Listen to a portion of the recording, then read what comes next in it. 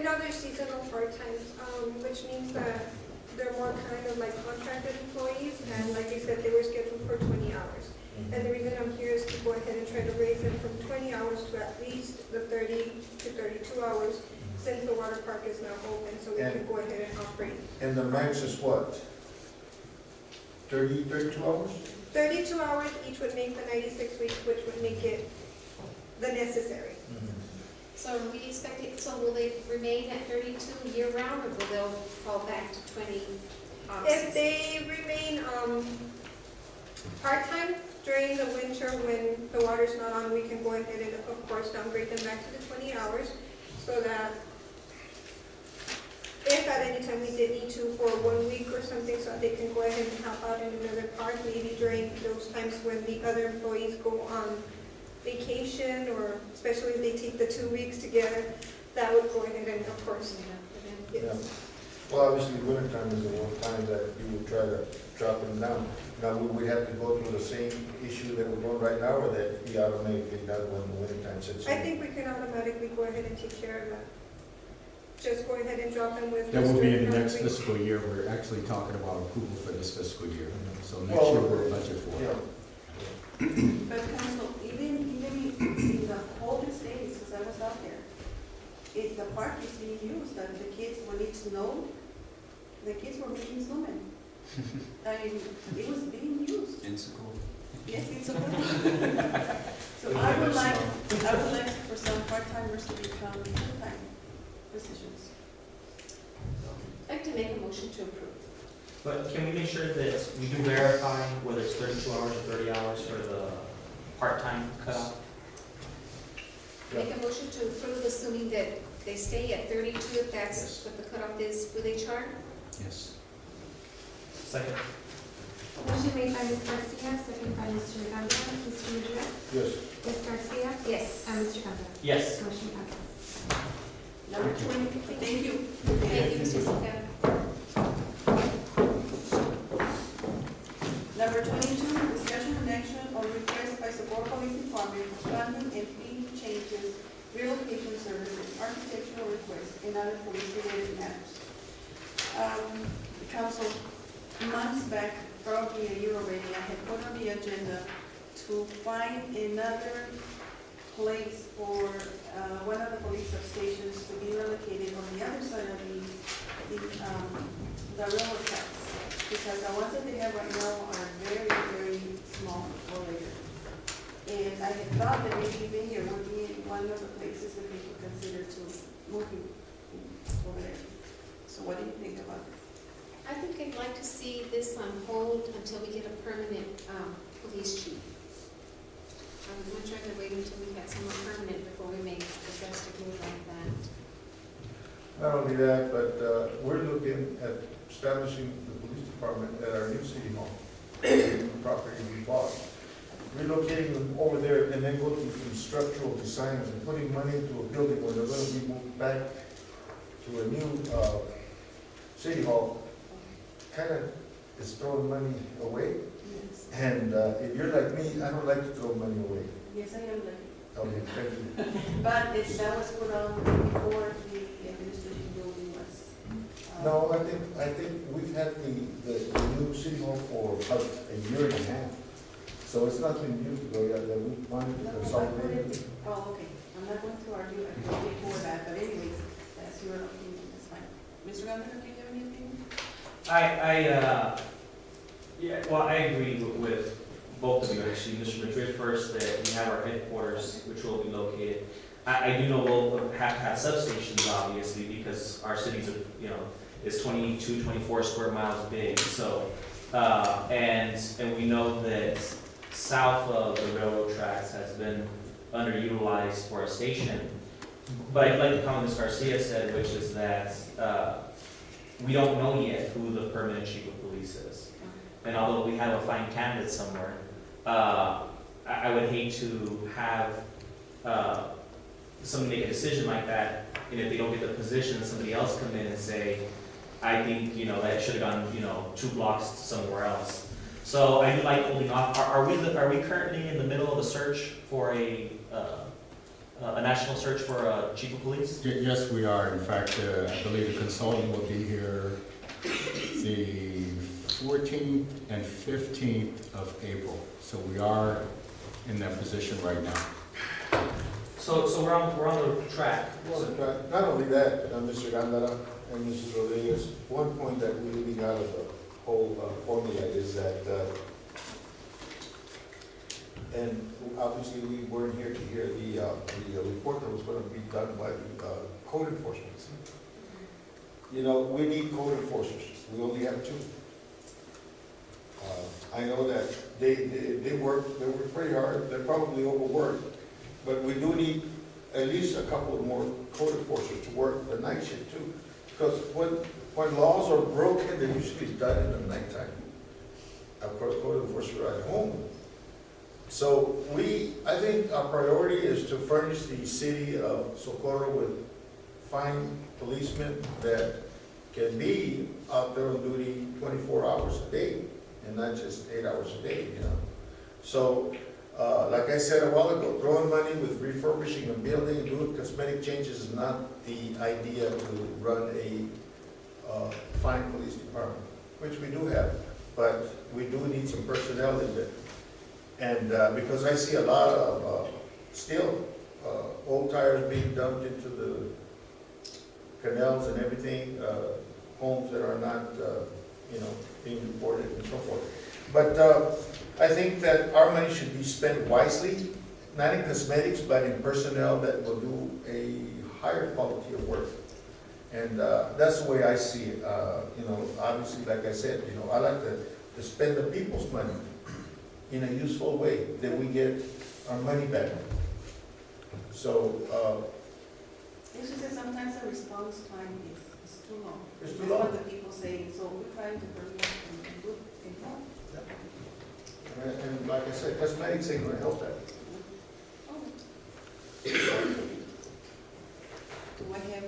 I think to make a motion. But there's other items, isn't there, for funding and fee changes? Are we also addressing those? Well, I would imagine we're addressing everything. But I would also imagine that the same picture would be for those, if we're a month and a half, 2 months from possibly installing a new, or a permanent, should I say, chief of police, then shouldn't we get his assessment? Shouldn't we wait for his feedback? Unless it's something pressing that needs to be addressed immediately. Is there anything on here that has immediate attention needs to be addressed? Mr. Norfleet? Basically, the building as well as architectural services can be perceived as a long-range scenario. I think the issue of increasing the fee for fingerprinting is more of a short range posture to have a fee for the volume of service that's utilized. I think that one could be perceived as getting the price for providing the service fairly well comparable to other areas that's around here. When you say sense of urgency, I think that one is more of a housekeeping item as opposed to a long-range scenario that's created. Whether we charge, I believe, $10 versus $35, which the rest of the agencies charge. What services were they looking at specifically?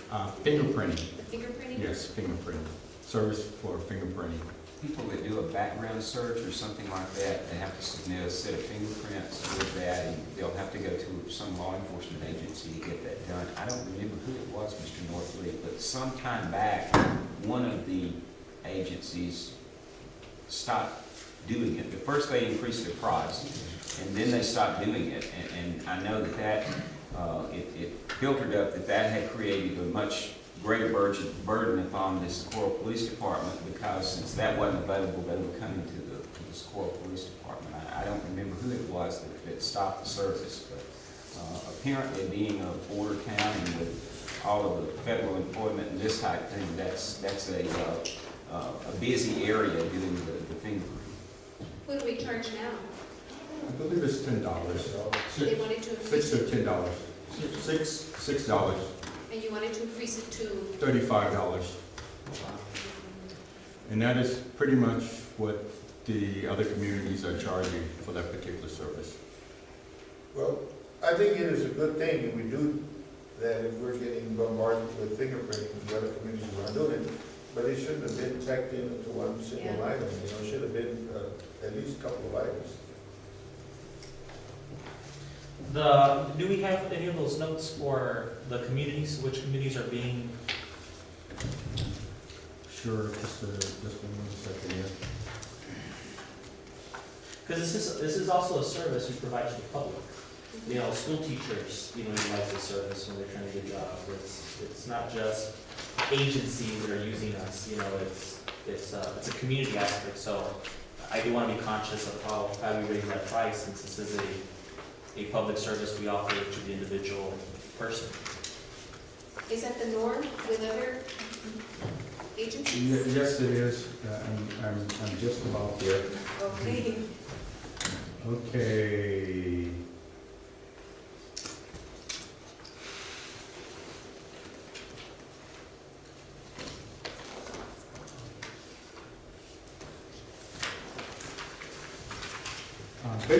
Basically, in fact, I'll let Chief Wellington speak to it more directly, this particular item. But basically, he's saying that the county charges $35. The El Paso Police Department does not perform the service. The police department has diverted personnel from primary responsibility, such as a records clerk, patrol officer, or communications to perform this service. On a salary cost, the $6 does not cover the cost of personnel time, estimated at approximately $35 per request. I believe it's an indication that we utilized in the neighborhood of 297 fingerprints at $6 each, which generates approximately $1,700. But utilizing 260 fingerprints at $35, it would yield approximately $10,395, with a potential increase of $8,600, which actually covers the cost. And I think that that's pretty much the basis. I think it's important to read the background part. It says the police department presently charges $6 to any person that requests this service. The process required the police department personnel to depart from other duties to perform the service. Other departments charge $35 per request. Our police department has fingerprinted 297 individuals in 2012. So the county's the other agency that does the fingerprinting? That appears to be correct. It's the county that's doing it. The city of El Paso is not providing that service. And no other local municipality does it either? Not that I'm aware of, but Chief Wellington would probably have more details Mr. on Wendell? that to me.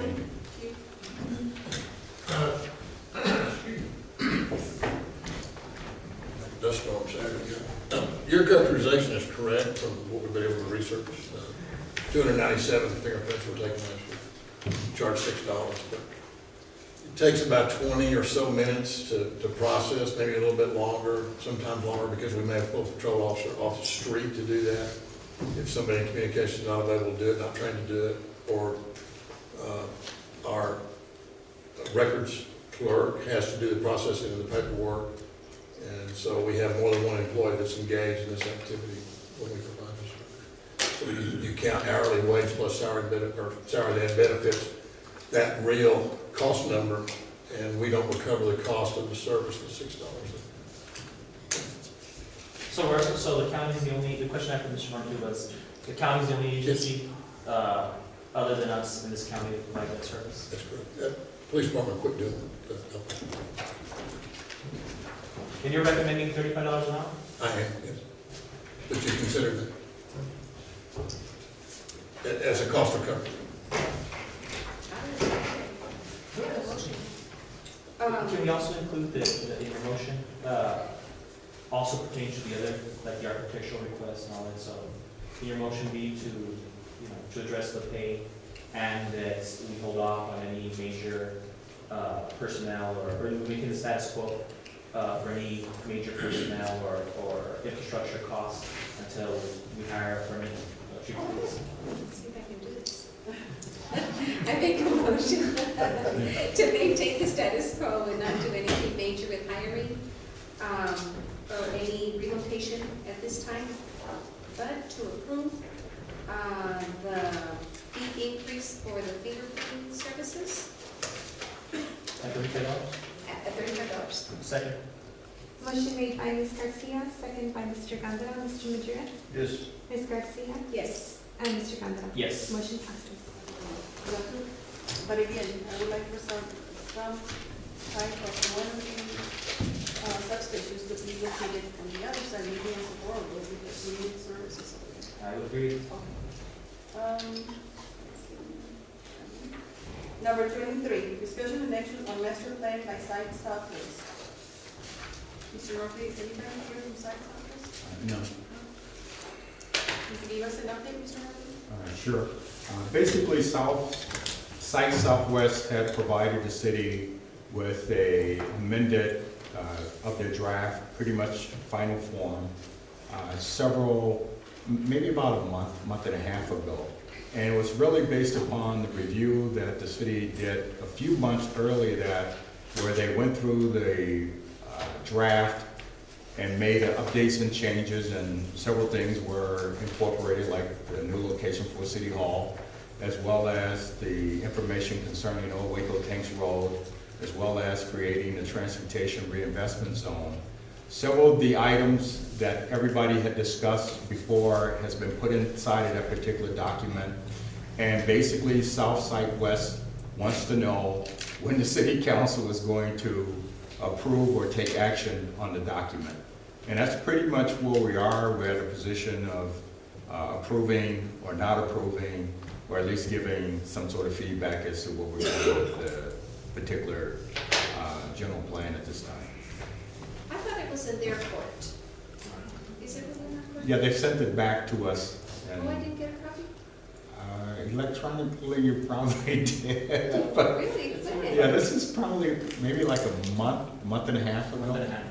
Yeah, it's been a while.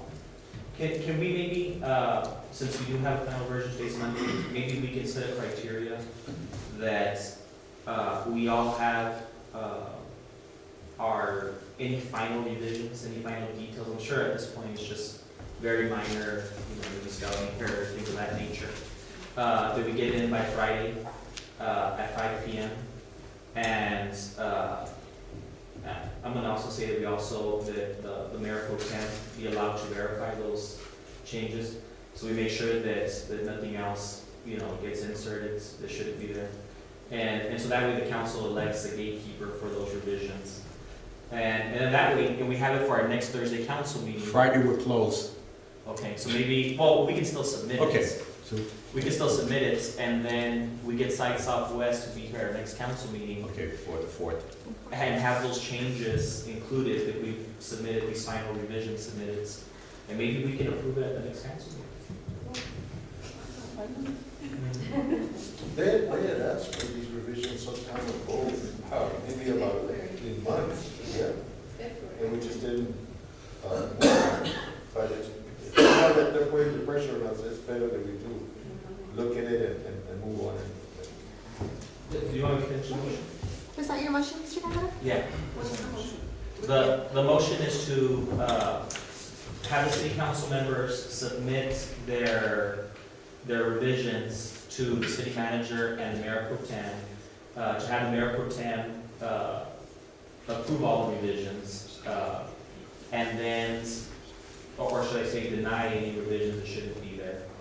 And then to also have Mr. Norfleet put it on the agenda for the next council meeting, and have Site Southwest here for the possible approving of the item. Okay, that was a long. So there's 3 things. Okay, do I have a second? Second. Okay. Motion made by Mr. Gondeta, second by Ms. Garcia. Mr. Madrid? Yes. Ms. Garcia? Yes. And Mr. Gondeta? Yes. Motion passes. Number 24, discussion and action on current moratorium on all subdivision plat developments to include the related ordinance 77. I've always wanted to do this, but we took on a bit of time. So anyway, Mr. Norton, would you elaborate on that? Basically what this is lifting the moratorium that has been placed on development and essentially to remain a moratorium on the R3, which is the most dense area for developing, but to relieve it off of the other particular zoning areas like the R1, R2, but holding it on for the R3. Can we kind of also into our interim master plan that we have now?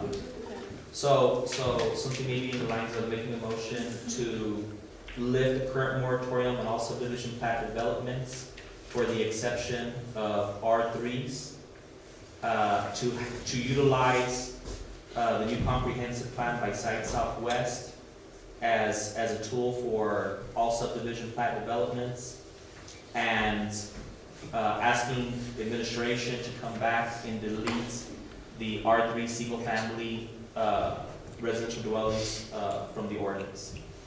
Okay, do I have a second? Second. Motion made by Mr. Candela, seconded by Mr. Madrid. Mr. Madrid? Yes. Ms. Garcia? Yes. And Mr. Candela? Yes. Motion passes. Okay, number 25, discussion and action to authorize contract for consulting services regarding revenues and expenditures for the Socorro Fire Department. Mr. Langford? Would you like to come and speak on it?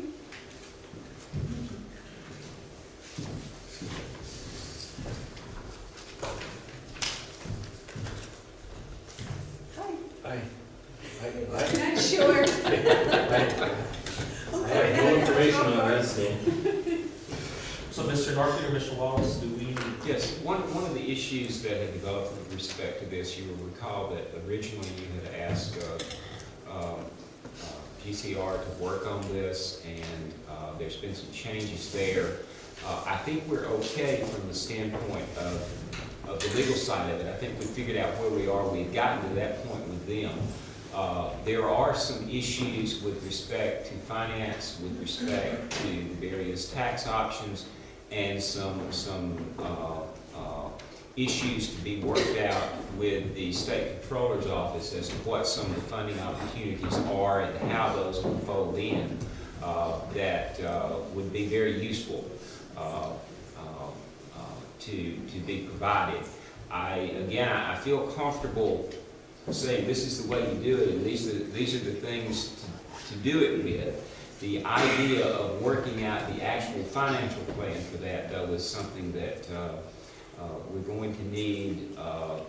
Perhaps one element would be the financial advisor, but I understand that the financial advisor that the city has historically used, who's done a very good job, is also the financial advisor for the county, which could create an issue with respect to us having to deal with the existing department, which we're going to have to do. So those are some issues that I think would be helpful if we could have somebody with financial planning expertise or something such as this to assist with what we're doing regarding the existing department, what we're going to assume, and how we fold in those revenue sources to fund the city's existing department, because we're in a situation where we've been told by the state controller that we can no longer, for example, we can't simply continue to levy the tax that all of our citizens are paying for fire protection from the existing department. That's going to be something that will have to go away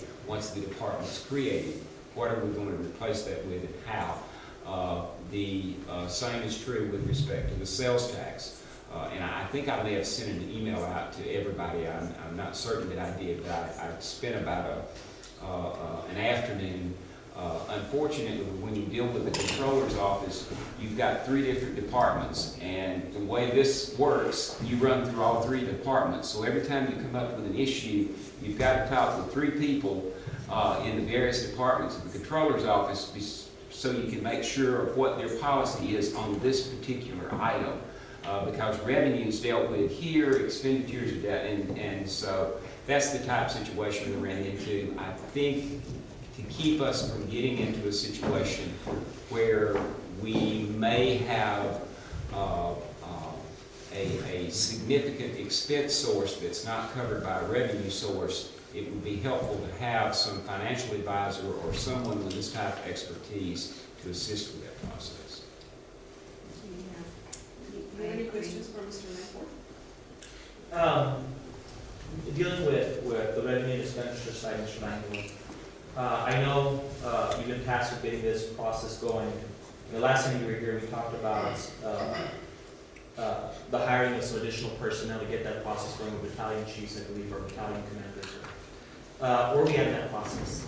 Well, what we've done is, initially, we had announced that we were going to post the job for the battalion chiefs. But what we've done, because of some of the financial issues that have been discussed, we've determined that it's best to hold off until we can secure funding to pay for salaries. At this point, we're anticipating salary tax coming in, I believe, I think it's about, property tax coming around, I think around 800,000 off the top of my head. And that, in essence, is enough to pay for debt and management and operations of the facilities, not enough for salaries. So that's where we're at with battalion chiefs at this time. So we're kind of on hold then, Yes. is what I hear from you. Okay. You know, when we received a report from you, where you started monitoring the calls that are coming in, and something that really surprised me was that there's a lot of incidences that are medical emergencies that nobody's showing up to as far as the first responders. I don't know if council also received that memo, but that was shocking to me.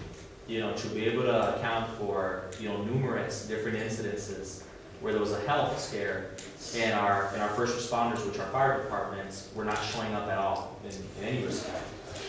And again, and you can't blame them because they're volunteer, but you also gotta put some attention to public safety.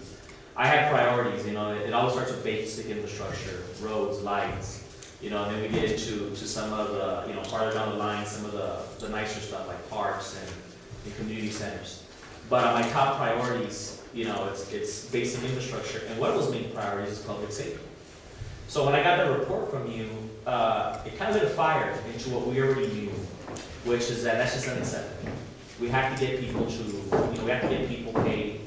We got to make sure that when a call comes in and there's a medical emergency, somebody is responding to it. I don't find it acceptable that's not one of our major priorities. So I get a little concerned when I hear that we've held off on hiring these additional personnel that would help establish this paid fire department because of the level of priority I give it. I would like for us to, when we talked about a budget amendment for advertising, I think public safety is also a big issue. And again, only because our most recent data is showing that people are not, and again, it's not our government agency, but still, it's just for us to blame it on somebody else when we know 911 calls are coming in and a first responder is not there who's trained and those medical emergencies, which in the city of El Paso, it'd be the fire department that gets there first. In the city of El Paso, after that, then it would be the ambulance. And for us to be able to now document that there's medical emergencies and it's not coming through means that there needs to be, you know, a shift back to that priority.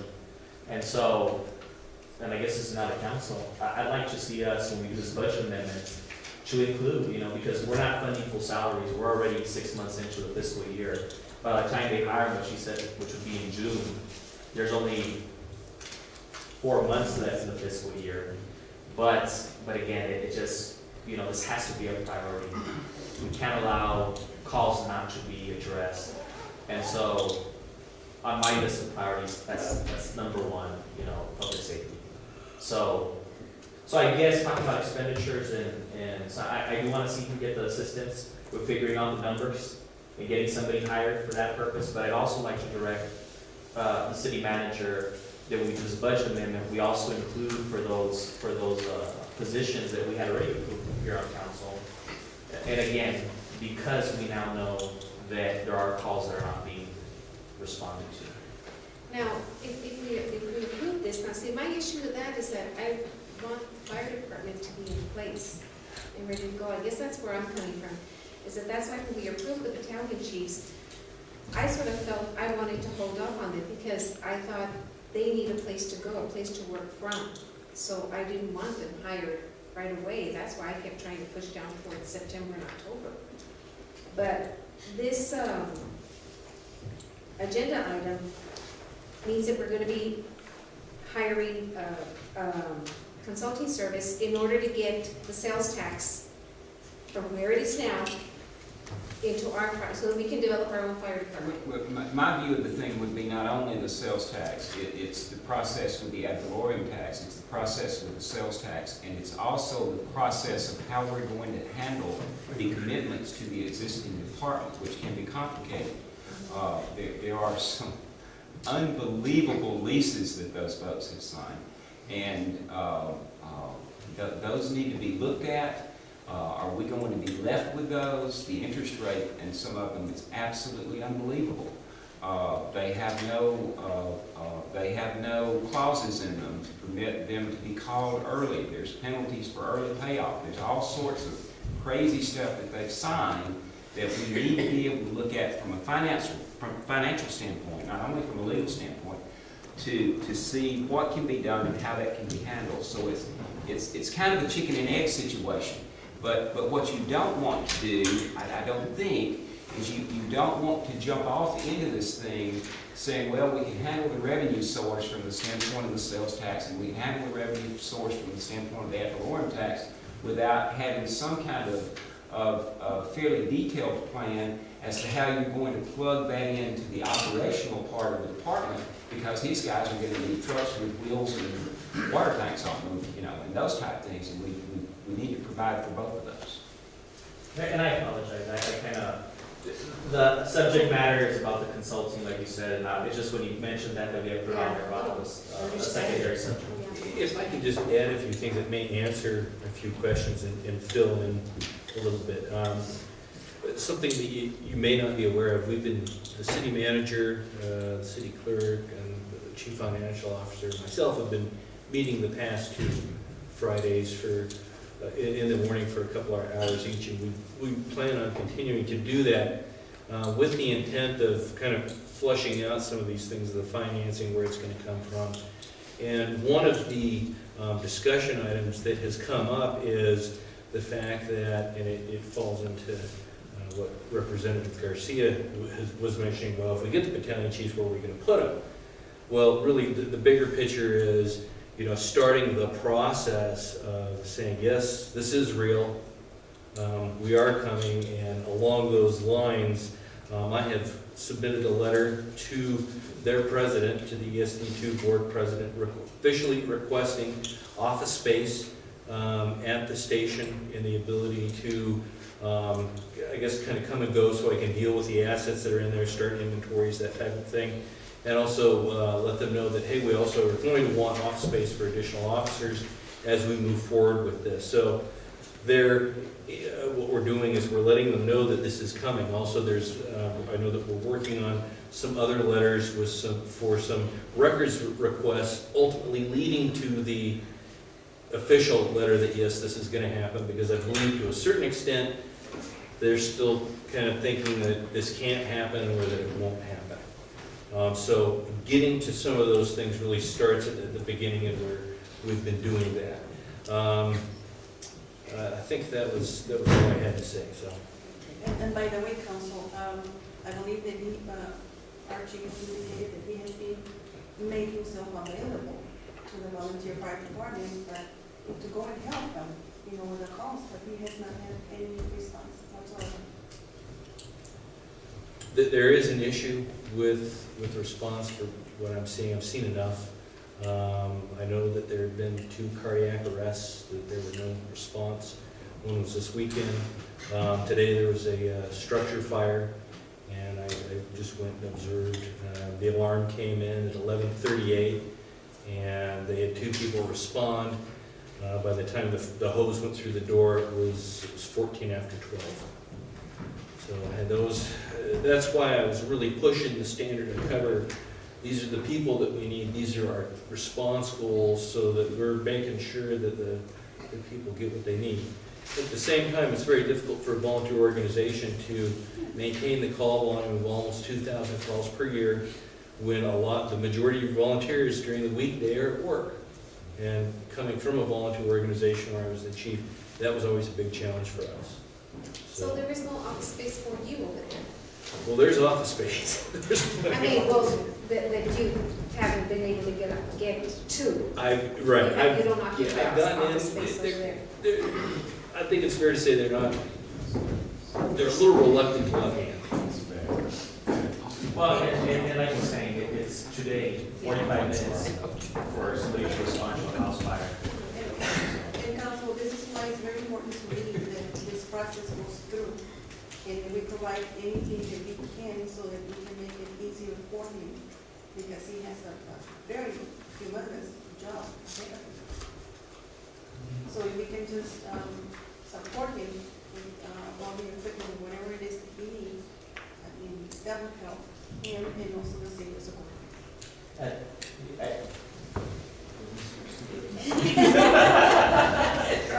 Yeah, you might write that motion.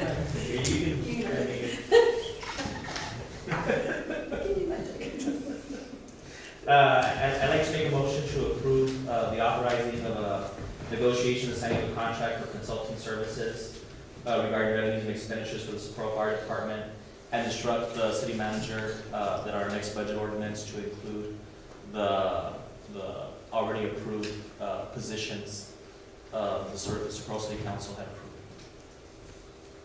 Second. I have a question. So you would like to authorize the city manager to move forward on hiring them? Yes. Okay. And I do remember that you voted against. Yes, last time. well, no, actually, I did support him. No, I did say yes, I did say yes. But we might see that another day. Motion made by Mr. Gandara, seconded by Mr. Madrid. Mr. Madrid? Yes. Ms. Garcia? No. And Mr. Gandara? Yes. Motion passes. Thank you, Mr. Lambert. Executive session. The city council will retire into executive session pursuant to section 3.08 of the City of Socorro Charter and the Texas Government Code, sections 551.071-551.076, to discuss any of the following. The items listed below are matters of the sort which should be discussed in executive session. The council may move to executive session any of the items on this agenda consistent with the terms of the Open Meetings Act. Section 551.071, consultations being adjourned. Section 551.072, deliberation regarding real property. Section 551.073, deliberation regarding prospective gifts. Section 551.074, personnel matters. Section 551.076, deliberation. Make a motion to move into executive effective immediately. Second. Motion made by Mr. Gandara,